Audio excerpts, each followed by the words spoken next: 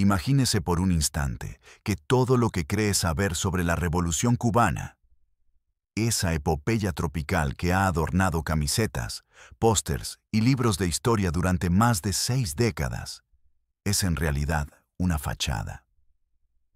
Una escenografía de cartón piedra cuidadosamente construida y mantenida para ocultar las grietas de una traición monumental y silenciosa. Nos han vendido hasta la saciedad la imagen romántica, casi cinematográfica, de los barbudos bajando de la Sierra Maestra, con el fusil en alto y la mirada perdida en el horizonte, como los únicos artífices de la libertad, como mesías verdes oliva que salvaron a la isla por sí solos, imbuidos de una pureza ideológica inquebrantable. Pero, ¿y si le dijera que esa narrativa fue diseñada fría y meticulosamente para borrar a los verdaderos arquitectos del cambio?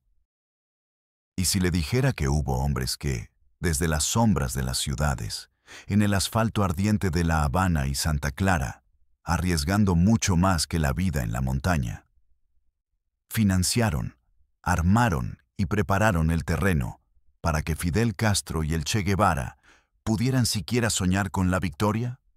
Hoy vamos a destapar la caja de Pandora de uno de los secretos mejor guardados, más oscuros y más incómodos del régimen cubano.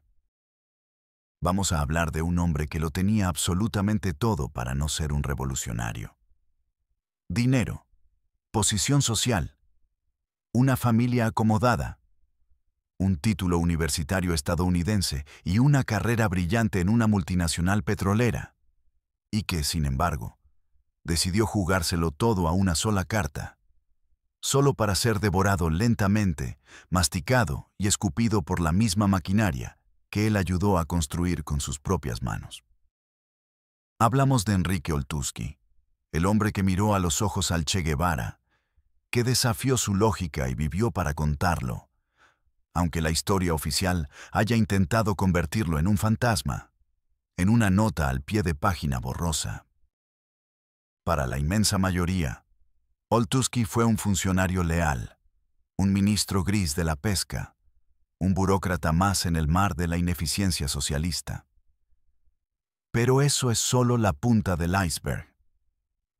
La mentira piadosa que nos permite dormir tranquilos sin cuestionar los mitos fundacionales.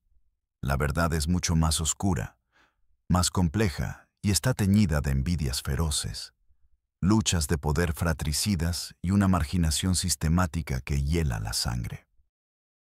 Quédese conmigo, no se mueva de ahí, porque en los próximos minutos vamos a entrar en los archivos prohibidos de la memoria para descubrir cómo un héroe fue silenciado por la cúpula, cómo el llano fue traicionado vilmente por la sierra, y cuál es el precio real, el precio humano y psicológico, de sobrevivir en el círculo de confianza de un dictador.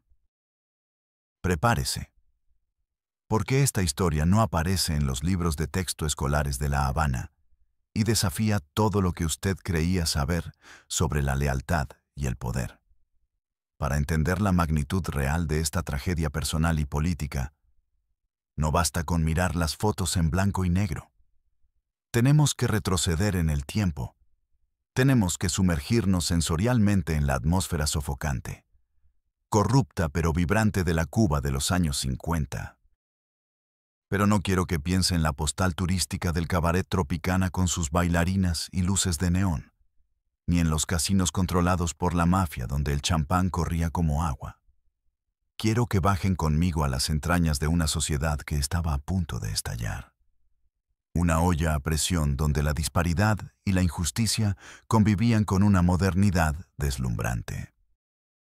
Antes de llegar al ruido de las bombas caseras y las conspiraciones en sótanos oscuros, debemos mirar con lupa el origen de nuestro protagonista. Porque Enrique Oltuzki no era el típico revolucionario que la propaganda soviética posterior nos quiso vender. No era un campesino oprimido sin zapatos. No era un obrero explotado. Ni siquiera era un estudiante hambriento de la Universidad de La Habana tirando piedras a la policía. Nacido en 1930, Enrique era hijo de inmigrantes judíos polacos. Imagínese por un momento el peso colosal de esa herencia genética y cultural. Una familia que había huido de los horrores de una Europa antisemita y convulsa para encontrar refugio en el trópico caribeño. Gente trabajadora, austera, que con el sudor de su frente y una tenacidad inquebrantable logró establecerse en la ciudad de Santa Clara y prosperar en la industria del calzado. Oltuski creció con esa ética de trabajo protestante en un entorno católico, con esa visión de mundo cosmopolita que trasciende las fronteras de una isla insular. Su intelecto era brillante. Destacaba sobre los demás de una manera que no podía ser ignorada. Tanto que su familia, sacrificando sus ahorros, pudo enviarlo a estudiar a los Estados Unidos. Y no a cualquier lugar, ni a cualquier carrera. Se matriculó en la Universidad de Miami, donde se graduó como ingeniero arquitectónico. Estamos hablando de un joven que, a mediados de los años 50, tenía el mundo literalmente a sus pies. Regresó a Cuba no para buscar trabajo, sino para elegirlo. Fue contratado nada menos que por la Shell, la gigante petrolera anglo-holandesa, una de las corporaciones más poderosas del planeta. Imagínese la escena con detalle. Un joven ingeniero, de apenas 20 y tantos años, inmaculadamente vestido con trajes de lino, conduciendo su propio automóvil moderno por el malecón, con un salario envidiable en dólares, trabajando en oficinas con aire acondicionado en el corazón de La Habana. Era la definición misma del éxito burgués, el epítome del sueño americano en suelo cubano. El representante de todo lo que el comunismo más tarde juraría destruir con fuego y sangre. Sin embargo, bajo ese traje impecable, bajo esa corbata de seda y esa vida de comodidades superficiales, latía un corazón inquieto, una conciencia social que no podía ignorar la brutalidad sanguinaria del régimen de Fulgencio Batista. Porque Batista no era solo un dictador de opereta. Su policía, bajo el mando de figuras siniestras como Esteban Ventura o Pilar García, torturaba, asesinaba y desaparecía a los jóvenes con una impunidad aterradora. Y Oltuski, a pesar de su privilegio, o quizás debido a la responsabilidad moral que sentía por él, no podía mirar hacia otro lado. Aquí es donde la historia se vuelve fascinante, donde la dualidad del ser humano cobra vida de una manera que ningún guionista de Hollywood podría inventar. Enrique Oltuski comenzó a llevar una doble vida, una existencia esquizofrénica digna de la mejor novela de espionaje. Mientras de día diseñaba estaciones de servicio para la Shell, calculaba estructuras y se reunía con ejecutivos extranjeros, hablando un inglés fluido. De noche se transformaba en una pieza clave, fundamental e insustituible del movimiento clandestino. No era un juego de niños ricos aburridos. La policía de Batista tenía ojos y oídos en todas partes, y el precio de la traición era la muerte en una cuneta con las uñas arrancadas. Oltuski se unió al movimiento 26 de julio, la organización creada por Fidel Castro, pero no como un soldado raso que pega carteles. Su capacidad organizativa, su mente estructurada de ingeniero y sus conexiones de alto nivel lo catapultaron al liderazgo del Llano en la provincia de Las Villas, una región estratégica que dividía la isla en dos. Es vital, absolutamente vital, para comprender esta historia, que usted entienda la distinción abismal entre el llano y la sierra. La historia oficial, la que Castro impuso con mano de hierro durante 50 años, glorifica hasta el paroxismo a la Sierra Maestra. Los guerrilleros en las montañas, dejándose crecer la barba, sufriendo hambre, lluvia y frío, creando una mística de guerreros santos. Pero el llano, la lucha urbana, era el verdadero matadero. Era en las ciudades donde se ponían los muertos a diario, donde los estudiantes eran tiroteados en las manifestaciones, donde se recaudaba el dinero peso a peso, donde se compraban las armas en el mercado negro internacional, que luego se enviaban a la montaña para que Fidel pudiera combatir. Sin el llano, la sierra habría muerto de inanición en 2 semanas. Oltuski era el cerebro detrás de la logística en el centro de la isla. Era él quien movía los hilos invisibles que mantenían viva la insurrección.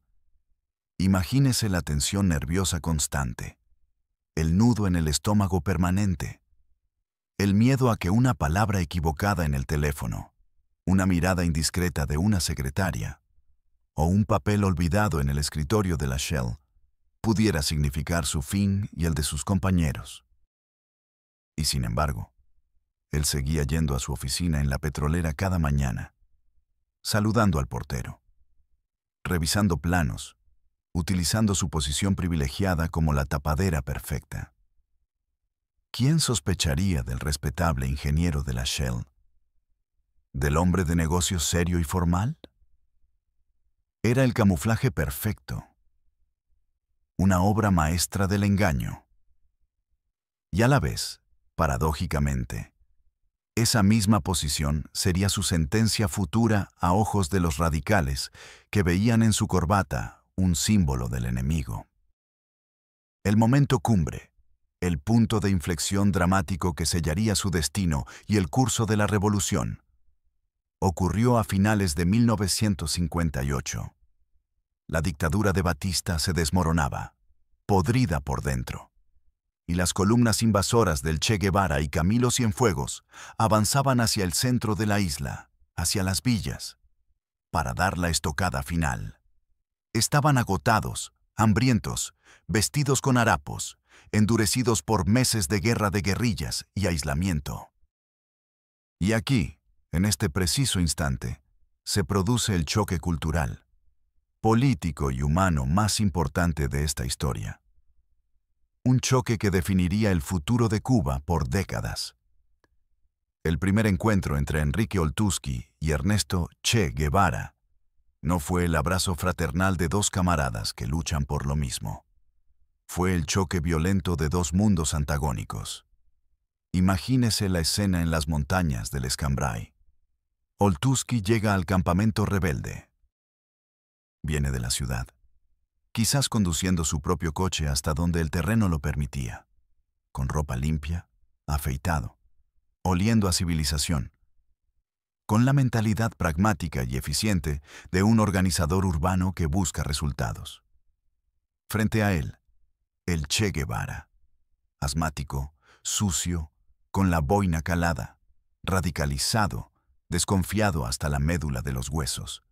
Un hombre que ya había decidido que el comunismo era la única vía. Guevara miraba con recelo, casi con desprecio, a estos líderes del llano. Para el Che, y para la cúpula que bajaba de la sierra, los del llano eran burgueses, comemierdas, blandos, sospechosos de no estar lo suficientemente comprometidos con la causa radical y sangrienta que ellos ya estaban cocinando en secreto. Oltuski, sin embargo, no era un hombre que se amedrentara fácilmente. Tenía la confianza que da la competencia y el saber que él era quien traía el dinero y las armas. Le plantó cara al Che. Hubo discusiones acaloradas, gritos bajo la lona de la tienda de campaña, debates feroces sobre tácticas militares, sobre el trato a los campesinos, sobre quién tenía la autoridad real en la región. Oltuski defendía la autonomía del movimiento urbano, argumentando que ellos conocían el terreno y la política local, mientras que el Che, con la arrogancia del comandante militar, exigía sumisión total y absoluta al mando único de la sierra. Este conflicto no era solo un choque de egos, era el preludio de la lucha por el alma de Cuba. Oltuski representaba la ala democrática, moderada, profesional y moderna de la revolución. El Che representaba el giro hacia el comunismo totalitario, el militarismo, el odio de clases y la centralización absoluta del poder. A pesar de estas tensiones que cortaban el aire como cuchillos, Oltuzki fue fundamental, pieza clave e indispensable para el éxito de la decisiva batalla de Santa Clara. Sin la red de apoyo que él había tejido pacientemente durante años, sin los suministros de comida, medicina y municiones, sin la inteligencia sobre los movimientos de las tropas de Batista que proveía el llano, es muy probable, casi seguro, que el Che Guevara hubiera fracasado o hubiera sido aniquilado. Oltuzki le entregó la ciudad en bandeja de plata, pero recibió el crédito. ¿Aparece en las fotos icónicas de la victoria? No. La gloria fue toda, absolutamente toda, para el Che.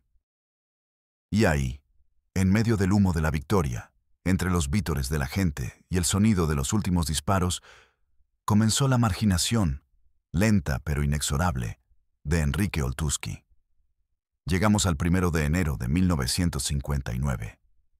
Batista huye en la madrugada como un ladrón. La revolución triunfa.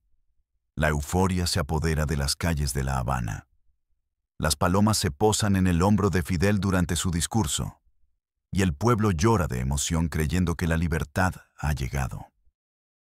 Oltuzki, con apenas 28 años, una edad en la que la mayoría apenas empieza a entender la vida, es nombrado ministro de Comunicaciones en el primer gabinete revolucionario.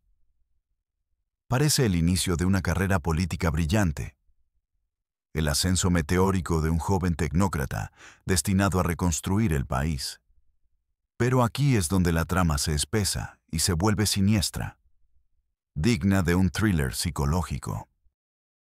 Usted debe preguntarse, y le pido que lo piense detenidamente, ¿cómo es posible que un hombre tan joven, tan capaz, con un papel tan crucial en la victoria, fuera desapareciendo poco a poco, casi imperceptiblemente, de la primera línea política?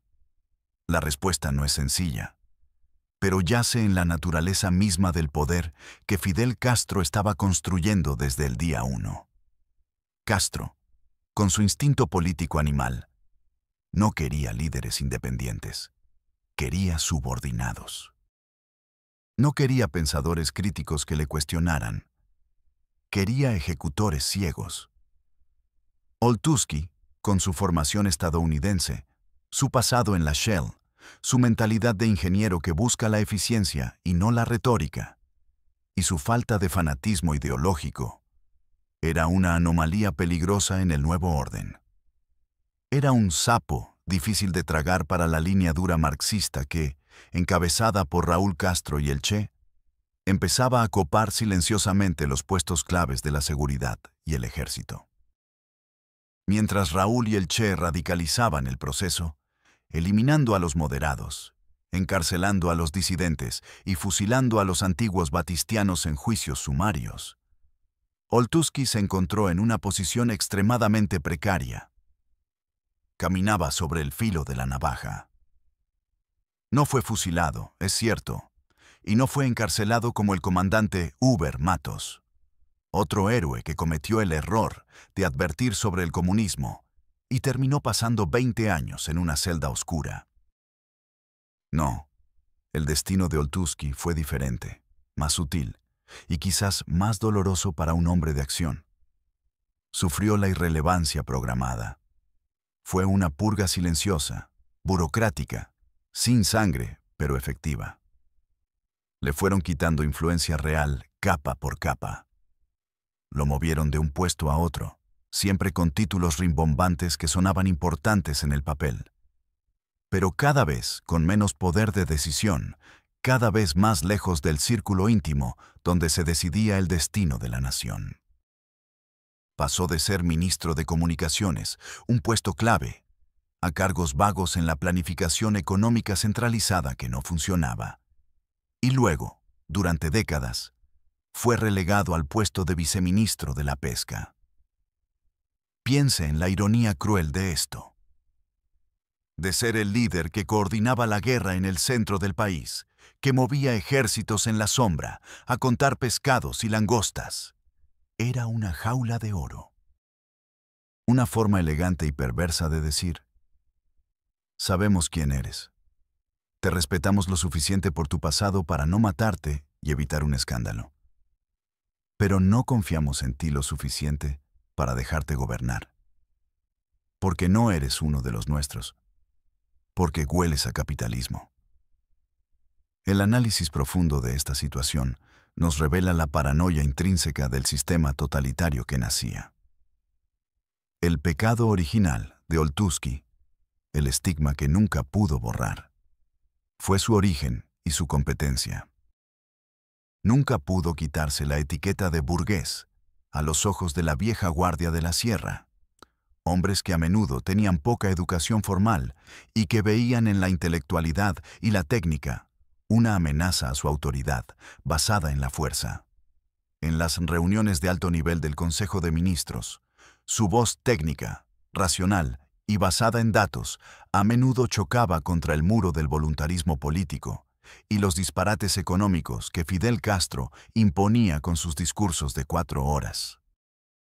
Hay anécdotas, susurradas en los pasillos de La Habana, que cuentan cómo Oltuski, con números y gráficos en la mano, trataba de explicar tímidamente que ciertos planes de industrialización eran inviables, que las cuentas no daban, solo para ser ignorado olímpicamente o mirado con desdén por aquellos que creían que la fe revolucionaria y la voluntad del comandante podían mover montañas y alterar las leyes matemáticas de la economía.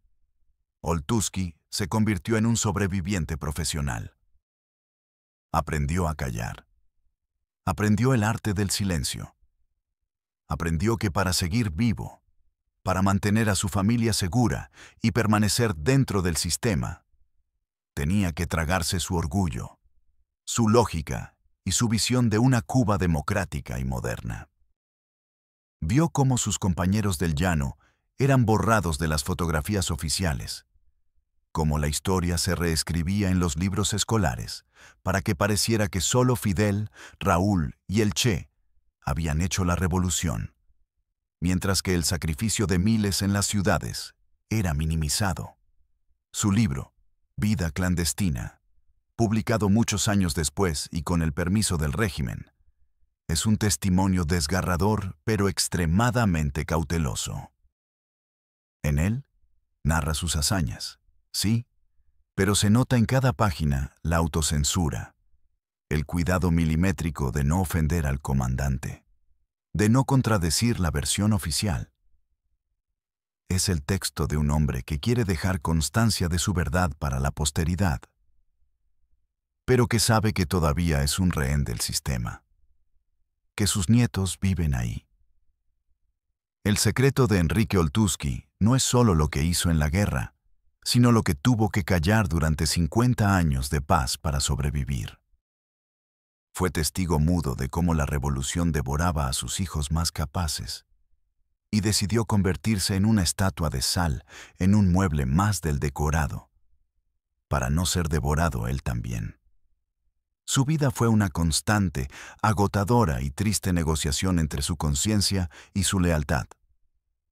O quizás, siendo más crudos, entre sus ideales y su miedo. Y aquí es donde debemos detenernos, hacer una pausa y reflexionar profundamente sobre el impacto devastador de esta marginación sistemática. Al apartar, silenciar y neutralizar a hombres como Oltuski, hombres con formación técnica, pragmáticos, con mundo y con experiencia en la gestión real, la revolución cubana se condenó a sí misma a décadas de ineficiencia, escasez y dogma estéril. Se priorizó la lealtad ciega y perruna sobre la capacidad y el talento. Se prefirió al soldado obediente que decía, sí, comandante, sobre el ingeniero brillante que decía, eso no va a funcionar.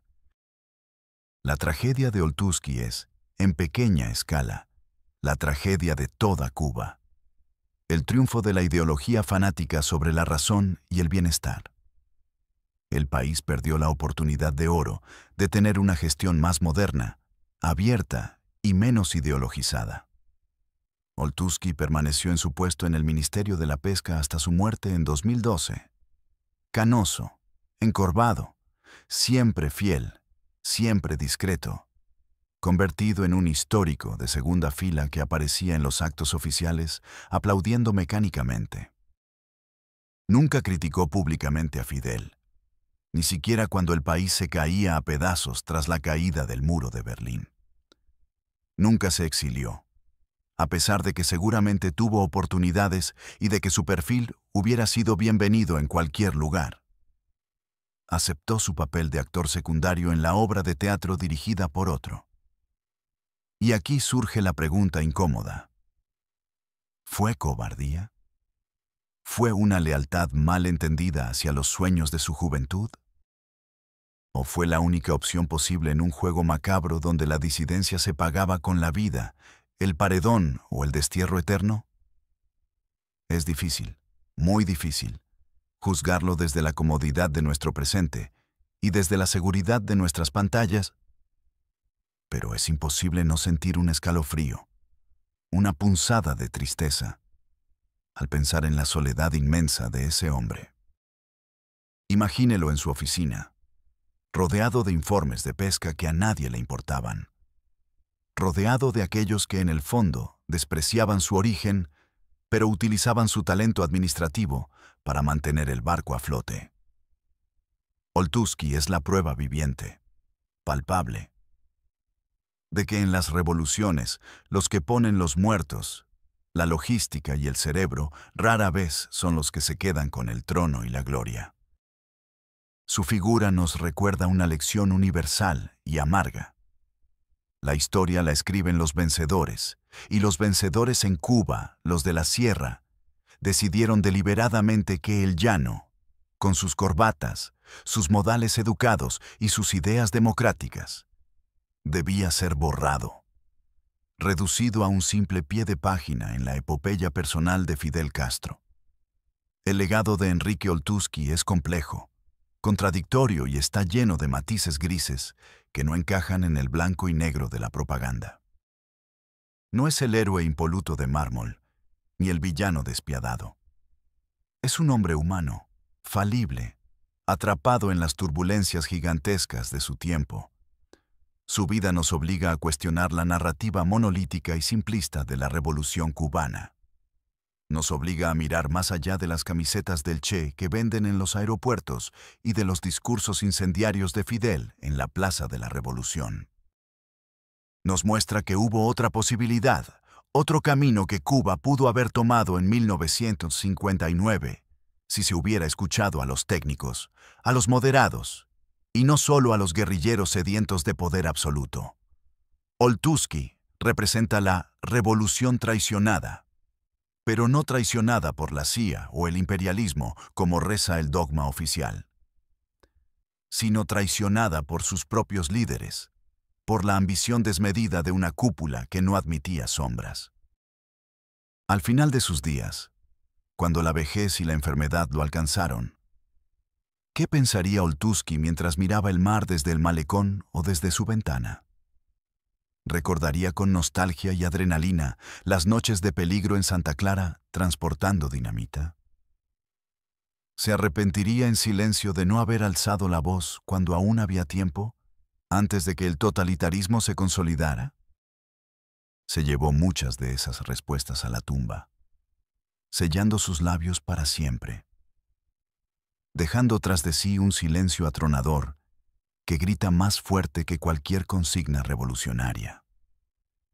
Su historia es un recordatorio brutal y necesario de que el poder absoluto no solo corrompe absolutamente, como decía Lord Acton, sino que también selecciona, filtra, purga y desecha a quienes no encajan en el molde rígido del dictador, sin importar cuánto hayan sacrificado, sangrado o luchado por la causa. Oltuzki fue un héroe, sí, sin duda alguna, pero fue un héroe incómodo. Y los héroes incómodos, en los regímenes totalitarios que reescriben el pasado a su antojo, son condenados al olvido en vida. a una muerte civil que precede a la muerte física. Ahora, quiero que usted se detenga un momento. Respire hondo y piense en las implicaciones de todo esto. ¿Cuántas otras historias como la de Enrique Oltuzki permanecen enterradas bajo las losas pesadas de la propaganda y el miedo? ¿Cuántos hombres y mujeres valientes, idealistas, fueron borrados de la foto oficial con aerógrafo, como hacían en la Unión Soviética de Stalin, para que un solo hombre pudiera brillar como el sol único de la nación? La historia de Oltuzki no es solo una anécdota del pasado cubano. Es una advertencia para el presente. Nos desafía a ser escépticos, a dudar de las historias oficiales, a buscar la verdad en los márgenes, en los silencios, en lo que no se dice. Nos enseña que detrás de cada gran evento histórico, detrás de cada estatua de bronce, hay capas geológicas de traición, compromiso, dolor y secretos que rara vez salen a la luz pública. Y ahora, mirándolo a los ojos a través de esta pantalla, le pregunto a usted, directamente y sin rodeos, ¿qué piensa realmente? ¿Cree que Oltuzki fue un patriota pragmático que hizo lo mejor que pudo dadas las circunstancias imposibles en las que vivía, tratando de servir a su país desde dentro? ¿O cree que fue, en cierto modo, un cómplice al guardar silencio, al prestar su talento y su nombre a un régimen que oprimía a su pueblo, mientras el país se hundía en una dictadura interminable de más de medio siglo? Es una pregunta dura, lo sé. Pero, ¿qué hubiera hecho usted en su lugar? ¿Habría tenido el coraje suicida de hablar y arriesgar el paredón de fusilamiento o la cárcel para usted y su familia? ¿O habría callado, bajado la cabeza y seguido trabajando, intentando cambiar las cosas mínimamente desde dentro, aunque fuera contando toneladas de pescado, convenciéndose a sí mismo de que eso era mejor que nada? La línea entre la supervivencia y la complicidad es a veces tan delgada que es invisible. Déjeme su opinión sincera en los comentarios. Quiero que se genere un debate real y profundo ahí abajo, porque este tema es fundamental para entender no solo el pasado doloroso de Cuba, sino la naturaleza humana frente al poder desmedido. Quiero leer sus teorías, sus reflexiones, sus juicios. Y si este viaje a las sombras de la historia le ha parecido revelador, si ha sentido la intriga, la indignación y el peso de la verdad oculta que hemos desenterrado hoy, si cree que este tipo de contenido es valioso y necesario, no olvide suscribirse al canal ahora mismo. Active la campanita para no perderse ningún secreto, porque todavía hay muchas tumbas que abrir y muchos mitos que derribar.